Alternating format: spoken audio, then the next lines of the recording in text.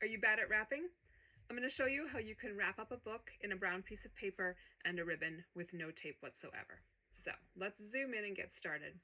First, you want to position your book sort of diagonal on your piece of paper because we're going to be folding up the corners to make this book secure in here. So let's take a look at how this happens. We're going to start with the bottom corner. You're going to fold it up so that the top goes up and over the top of the book, and then you're going to tuck that underneath the book, just like that. Now you're going to start with one of the sides, and we're going to do the same. Lift the book up and tuck that side under until you have a nice fold on that side. And then we're going to do the same with the other side. Tuck that under. Sometimes the paper misbehaves a bit, but tuck it under until you have a nice fold on this side.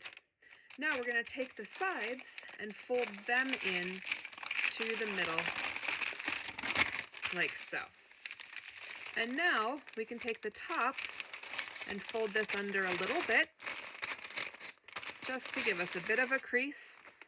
And then we can fold the top part down to make a flat line and fold it over to make it look like an envelope on the book. So now you can secure this with a sticker, you can secure it with tape.